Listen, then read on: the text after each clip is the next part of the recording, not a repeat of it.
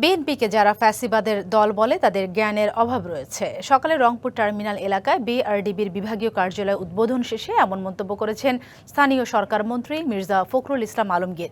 তিনি জানান, সংবিধান অনুযায়ী যথাসময়ে হবে রাষ্ট্রপতি নির্বাচন। মনোনয়নের বিষয়ে সিদ্ধান্ত দলের, জানান মির্জা ফখরুল। নতুন এক ঠিকানায় পল্লী উন্নয়নের অঙ্গীকার।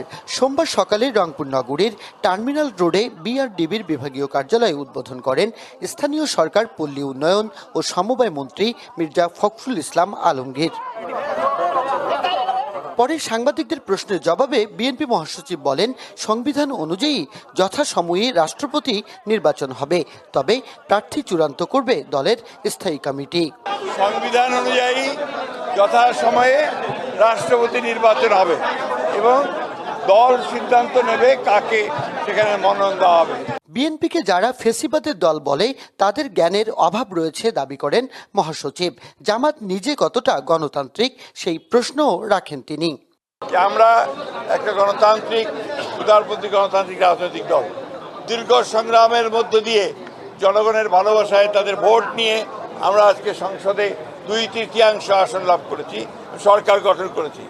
একবার নয়, বিএনপি পাঁচবার রাষ্ট্র পরিচালনার দায়িত্বে এসেছে। বিএনপিকে যারা ফ্যাসিবাদ বলেন তাদের হয় জ্ঞানের অভাব আছে অথবা তাদের মাইন্ডসেটটা এভাবে তৈরি হয়েছে। পরে পল্লী মেলার উদ্বোধন ও ঋণের চেক বিতরণ অনুষ্ঠানের উদ্বোধন করেন মির্জা ফখরুল। বলেন, চলতি বছরের মধ্যে 41 লাখ ফ্যামিলি কার্ড বিতরণের লক্ষ্য রয়েছে সরকারের। রাজশাহী ও রংপুরকে কৃষিভিত্তিক উৎপাদনের শক্তিশালী হাব হিসেবে গড়ে তোলার পরিকল্পনার কথা জানান স্থানীয় সরকার মন্ত্রী।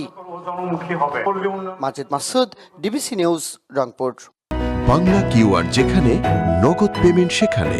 সারা দেশে 10 লাখেরও বেশি মার্চেন্টে নগদে পেমেন্ট করুন খুব সহজে।